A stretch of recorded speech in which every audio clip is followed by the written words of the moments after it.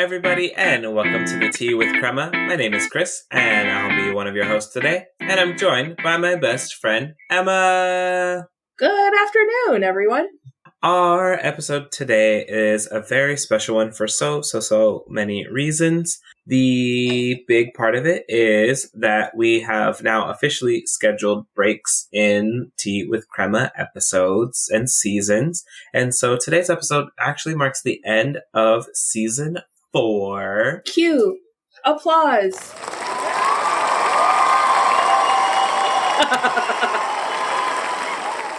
My favorite part is that we have like scheduled breaks as opposed to just like, oh my god, we disappeared for 3 months. What happened?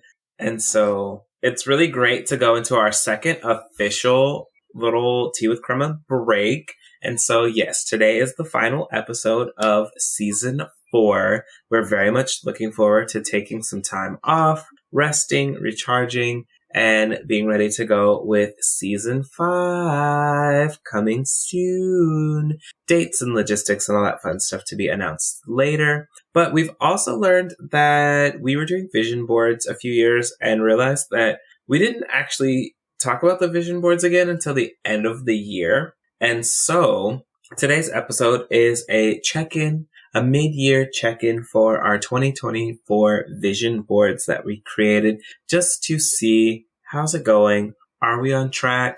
Are we doing the things that we said that we were going to do? Or has this year taken a wild set of left turns? That's what we're figuring out today. Before we begin, our tea check is still at the beginning. So Emma, what tea did you bring today? Today I'm drinking because it's summertime in Japan. It's officially starting. We had the big rain. Now it's the big heat. I'm drinking an apple refresh tea. It's very delicious. It's very refreshing. And I was going to say, and it's apple season. It's not apple season in Japan. So that's not true. Anyway, what are you drinking today? Today, I actually brought 2 teas. Oh, twofer. Over a tea-ver. Ha. Ha. Add laugh track.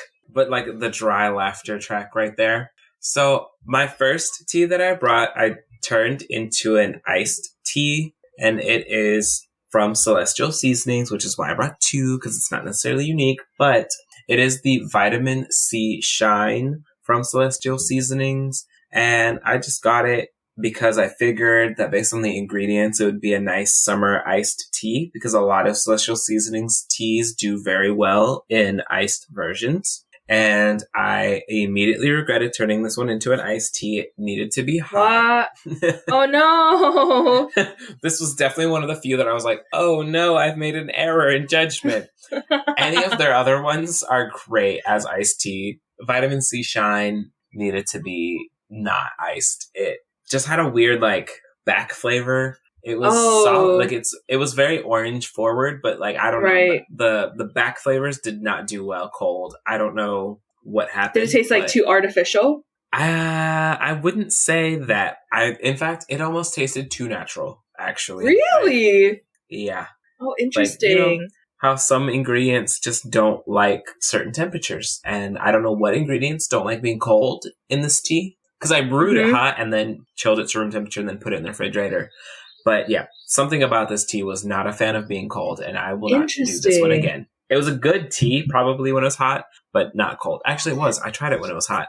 And so that's one of the teas that I brought. The unique tea that I brought is from a company called Tea Vivre, and it is a Iron Goddess Oolong tea from China, and its taste is described as a unique vegetal taste for a Xiaoqing tea, fresh and brisk. And I think one of the things that I really enjoyed about this tea wasn't so much the taste of it, because it was very straightforward oolong, like a darker oolong tea. So I feel like that description was pretty accurate. It wasn't super unique or anything. But what I really liked is that when the tea went into the container before it was steeped, it was just kind of like little clumps. The best way I could describe it is like a pebble. Oh. And then as you steeped it, the leaves actually like opened up.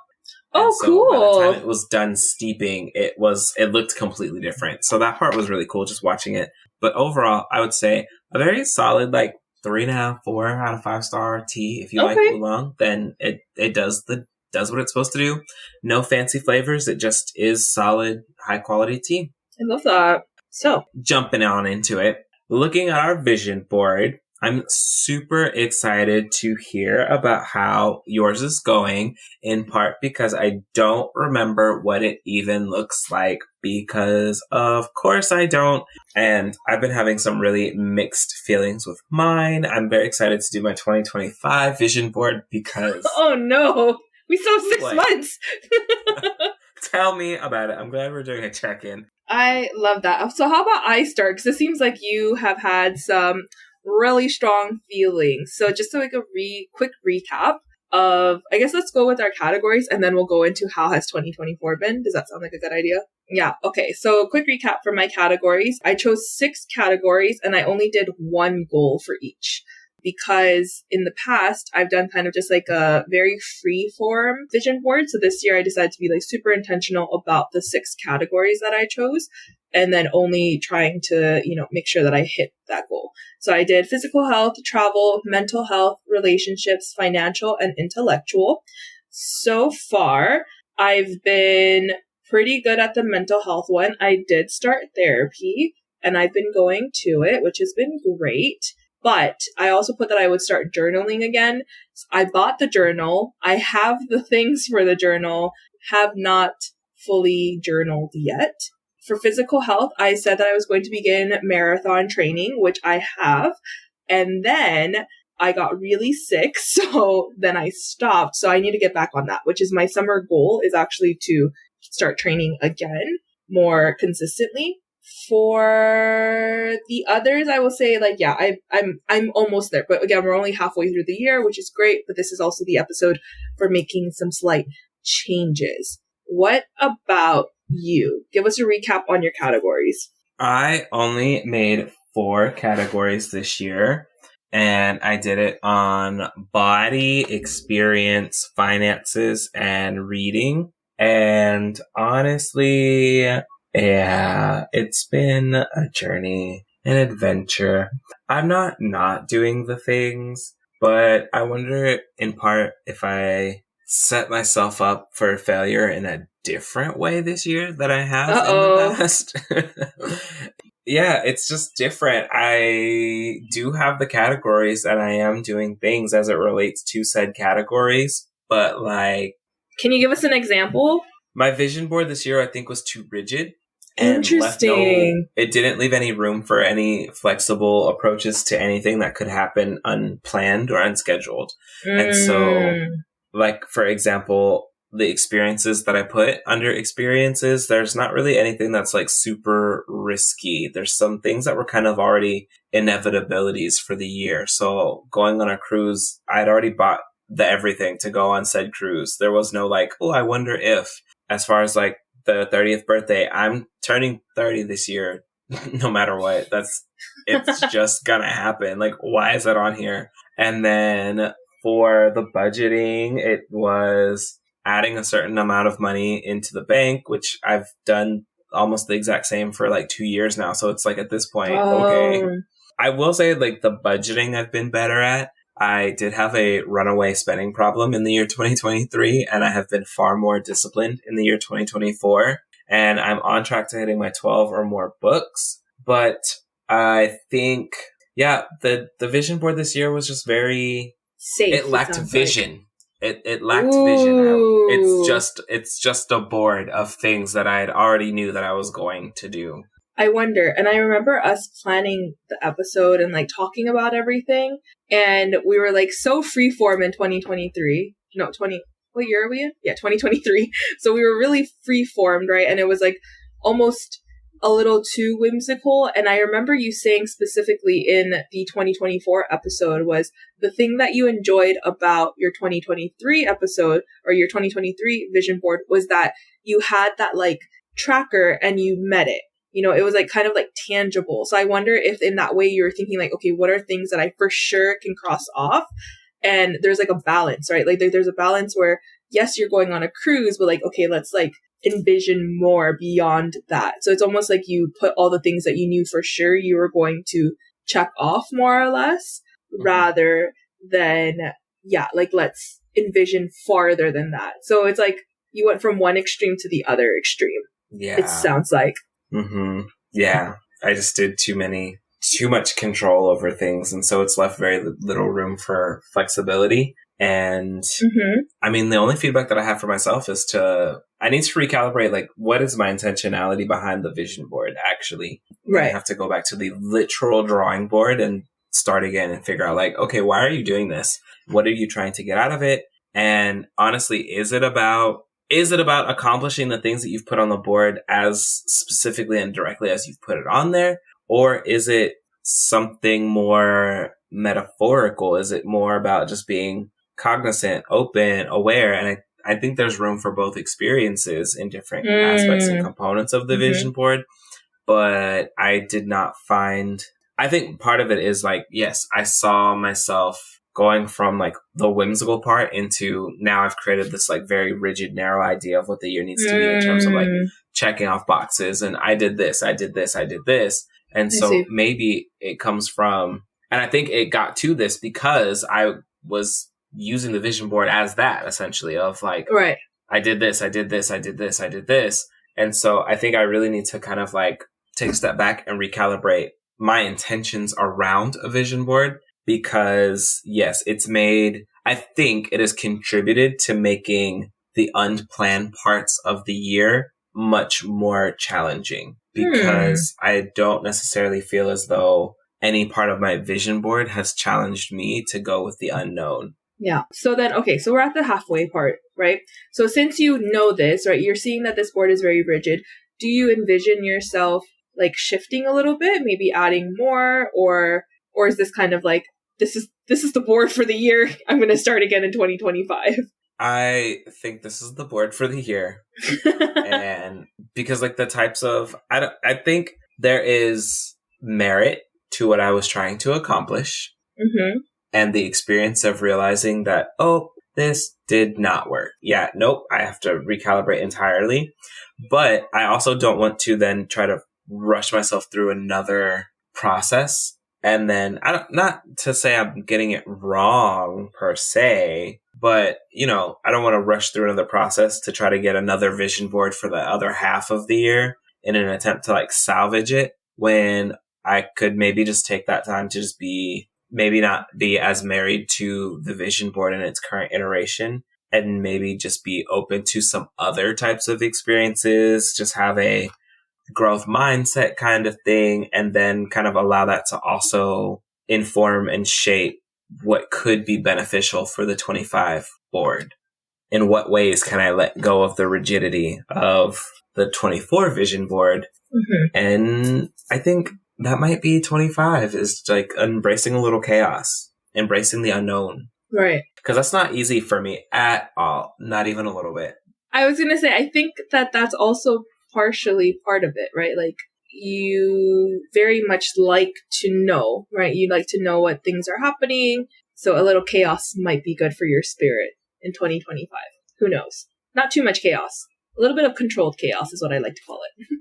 Yeah, I've put on mine, like, finding a rhythm, which I felt I have kind of found a rhythm, but not too much. Like, so I know that that's something I definitely want to work on as we go into the latter half of the year. You know, I finished my first year in this role, and I can remember at that time when I was making the board, I knew I was about to go into a chaotic second half of the year, which is why I was like hoping for peace, did not get peace. So I'm hoping for peace again as we start the school year. I also put like learning the art of saying no, which has always been really hard for me to be able to like say no and stand firm in it. So again, still working on that and learning, you know, how to set very intentional boundaries of there are things that I have time and capacity for versus there are things that will not bring me joy in the end.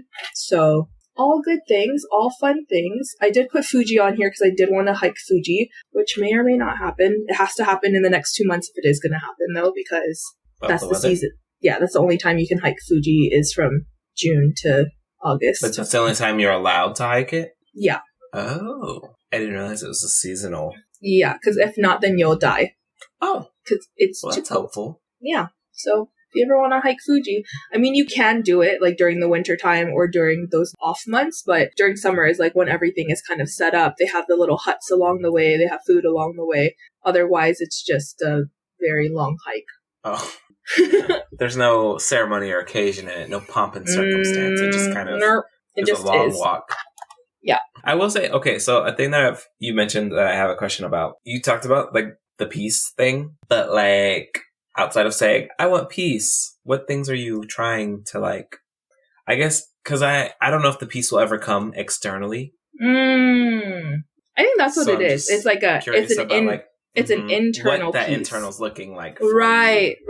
In its current state. I think something that was really interesting for this year was that I felt like everything was so chaotic, and my natural default reaction to chaos is often to get very like chill. But if I get to a point where I'm too chill, that's when we should be worried because I'm low-key shutting down.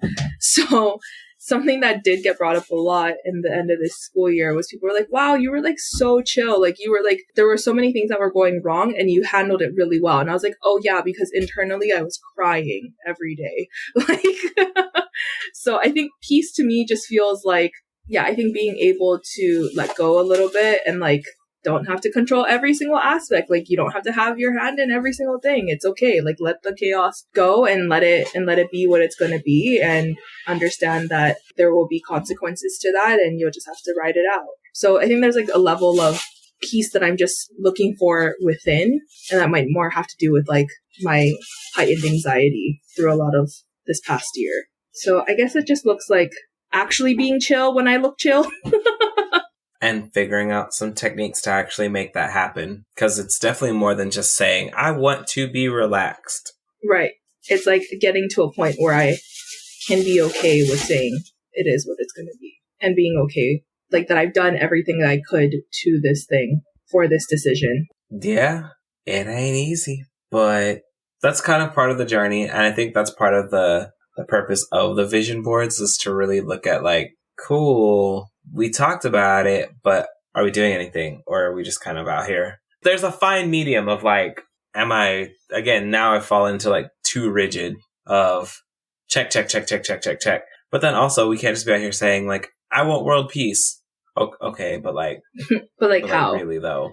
And where are you going to get that? Yeah, I think there's like a lot on here, just like even so it's funny because before it used to say strengthening sisterhood, but I think the sisterhood was not glued on very well, so it fell off. So now it just says strengthening. So I don't know what I'm strengthening. Maybe my body. I think that's what it is. Strengthening resolve. Your inner peace. You're strengthening your peace. Yeah, I'm strengthening my inner peace. So, there was definitely one on there that was like continue to cultivate relationships and stay in touch. I think I have a tendency to like go hermit mode if I can and will. So that's definitely something in the next year I'll have to work on being better about. I did put like I wanted to read at least 5 professional development books. I'm at 0. Because they're boring and they're suck. So boring. Like I just wish people who are writing PD books were just have a little bit of pizzazz, a little bit of sass, something, but they are so hard to get through. They are dry. So dry. And I feel bad for saying that because I know that they try really hard. I don't know. Some of them are just facts. And I'm like, oh, okay, thanks. I've read nonfiction books that don't just read as just facts. So I know that there's a way to write a book that's not just like, step 1, do this. Step 2, do this. Step 3, regurgitate some information that I read on a meta study about all of these other, there's other ways to do it. And then, I don't know, I feel like unless someone else is also reading the book with you and helping to synthesize ideas, all of these things that you used to do in college and didn't even realize it. Because again, sometimes the practical application was like nonsensical, but those discussion groups, they definitely were doing something.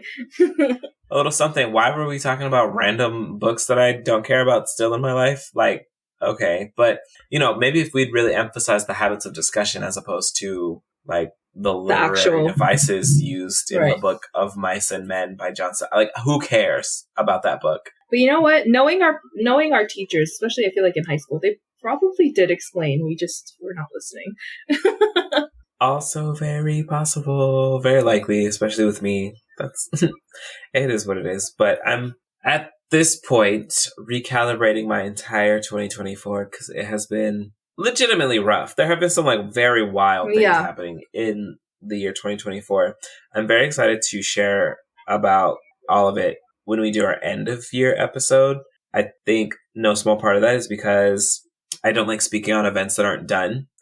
And I am still very much on this roller coaster of 2024. I very much hope that it smooths out very soon. Very, very soon. But I don't want to speak on something that hasn't kind of come to its resolution. And so just know by the end of 2024, I will have an answer on how things went. And I'm very hopeful that this was the valley part of the year and the rest is just peaks. Just peaks, or riding up to the peak. Because, it's been rough. That's not to say that there haven't been bright moments. I don't want anyone to like hear this and be like, oh my god, he's miserable. Not miserable, just a lot. It's the best way I could possibly frame it, I guess. So yay, I'm so excited. We did it. Any other recalibrations that you're thinking of making for the rest of the year? Yeah, definitely should probably get back into journaling. I've done the thing. I actually realized that I think a lot of my problems lie with, and again, this is like TikTok therapizing me instead of actual therapy. So I am receiving real therapy on top of the TikTok therapy. One of them was saying that when you like say the things that you're planning to do, your brain, for some people, has already thought that you've done it. So then it's harder for you to try to reach those goals. Not harder for you to reach those goals, but it's like one part of your brain that's like, oh, like we've done the thing. So they said this one person that was like, in certain, minds or certain brains and the way that they're programmed, you cannot say the thing that you want to do until you've done it or until you've finished it, because by saying it out loud and like naming it for some people, it makes it seem as though like it's done. So interesting. Who knows what the validity to that is? You see what happens. Yeah, is this what the people talk about when they're saying that they're moving in silence? They're not telling anyone, including themselves. Right. It just happens. That's the what? I think sometimes I have a tad bit of like oppositional defiance, even when I'm telling myself I'm going to do a thing. And I think that's what it is. I think that's where it lies. Like, you thought, because you actually aren't going to do anything today. So we will see. It'll happen. The rest of the year is coming, whether we're ready for it or not. Mm-hmm. Any other final thoughts you would like? Well, I don't want to call them final. We're still halfway through the year. Any halfway thoughts? Any half thoughts you have? Half thoughts? I have a lot, actually, if you'd like to know what they are. What about you? Do you have any, I guess, like up until this point, for the midway of 2024, what is your midway rating? Ooh, I think in the middle of feeling the feelings and doing the things, I'm hyperbolically at like a 1. Okay. I think realistically in the future, end of year me, I am crossing my fingers, looks back and says that this year's closer to a 3. Ooh, love that. Minimally speaking, because it's not a 5-star year, I'll tell you that. Well, that's why you're in your Saturn return. You have a lot going on. I'm at a 3.5, and I'm hoping when I look back, it'll be a 4.5. I love that. We'd be great on a curve. Yeah. So really, you're actually... So actually, you're at a, like, if we're doing a 3.5 out of 5, if that's the curve, you're actually kind of like at a 3.5. I hope so. I really hope that that's what the curve says at the end of the year. Love that. Because in the moment, in the trenches, it's not feeling that way at all. Love it. Oh, goodness. Well, Emma, are you ready for our... Rapid fire question! I have 2 potential questions because I can't remember if we asked this one before, but I feel like we haven't. Oh, maybe we should just come with 2 questions. Do you have enough to do 2 questions? I have over 2,000, so yeah. I was going to say, let's do 2 questions because it's our midway. It's our end of season 4. Season finale question. Number 1 is, if animals could talk, which one would be the sassiest? A cat. Cats? Really? Cats. Isaac, what do you think? Honestly, I think fish. He said fish. Fish are dumb. Be sassy. He said fish are dumb. I would say, for some reason, I really feel like either seagulls would be really sassy or squirrels would be really sassy. I could see a squirrel being really sassy. I think seagulls are really abrasive. Like, what's that movie? Finding Nemo? Mine? Yeah. Mine? I just feel like that would actually be a seagull all the time. just like in your face. Maybe it's because of Scuttle from The Little Mermaid, Scuttlebutt. but I see a seagull in my face all the time is what I think would happen. Can I have that fry? Fry? Yeah. Fry? Fry? Fry? Fry mine? Mine fry? Literally. Sandwich mine? Okay, my question today is, do you have a piggy bank? I actually do. It's not shaped like a piggy though. It's boring. I used to as a kid. I had a piggy bank. Mine is like it's round. It's a cylinder, and on the front it says, "When this is full, you'll have saved." I think it's like, is it 100,000 yen, which is like $1,000 essentially. But you can only put 500 coins in it.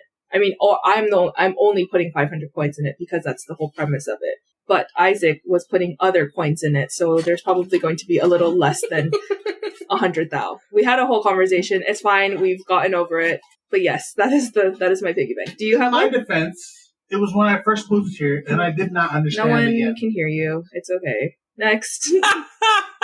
I do have a piggy bank. It is also not shaped like a pig. What is it shaped like?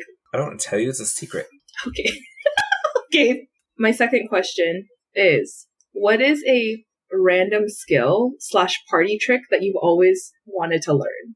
Moving my ears. I saw it on a commercial for a Disney movie thinking that people could actually move their ears. I don't think you really can. I think it was just like special effects. But like, if I could learn it, I would want to learn how to like move my ears. It was literally like a character who like moved their ears as if they were trying to fly away. Oh, I was like, people can move their ears, but you mean like independently, right? Like not using their skull to move their ears? No, I mean like flapping their ears. Oh, flap their ears. Like the musculature of your face doesn't allow that to happen. Oh, it just does it. Who can like, it just doesn't do that. And me being a child did not realize that like that's just not how faces work. That would So I be thought so it was fun a though. skill that I could obtain. So that would be what I would want to be able to do. Oh, okay, I love that. Mine would be like playing the guitar. Like I would just love to like pick up a guitar and like just play To be it. that guy at a party. Yeah, exactly. That's my party trick. I want everyone to karaoke around me. Okay, what's your second RFQ? Second and last one for season 4. Do you prefer toast or biscuit for breakfast? Oh, it's hard. I like both in very specific instances, but a preference would probably be biscuits because I can make toast at home. I can also make biscuits at home, I understand that, but there's something about a biscuit that just like, it hits differently. You can eat a biscuit with gravy, you can eat a biscuit with jelly, you can eat a biscuit with butter, you can eat a But it's biscuit also so much with honey. easier to mess up a biscuit, I feel like. Because then you're very close into scone territory. Scone or just dry? Yeah. I've had What's your so many preference? dry biscuits. My preference is toast, mostly because it's very hard to mess up toast. I will get a biscuit if I trust that establishment to make said biscuit. Right. But for the most part, like my go-to is it's gonna be toast, just because like you please mess up this toast if you want to, and I will leave the worst Yelp review you have ever seen. Because how did you mess up toast? What's your favorite toast type and then toast topping? Usually it is wheat bread with butter and apple jelly. It has to be Yum. both, specifically. What if they don't have apple? Well, then they suck. Just kidding. Most places don't actually have it, but I go with grape, actually. Ew. That's a choice. Yeah, I don't really like strawberry. My to-go jelly is strawberry. A berry of any kind. Yeah, I don't really mess with berries. They're sour. Not as a jelly. Nah, I can still taste the betrayal. Well, it's so great checking in with 2024, and I'm so excited to see the final scores at the end of the year. But until then, Emma, where can people find the podcast? You can find the podcast on Instagram and Facebook at The Tea with Crema. If you'd like to catch up with Season 4 or any of our other previous seasons, you can also find us on any of your favorite streaming platforms. We hope to see you next time in Season 5. Bye!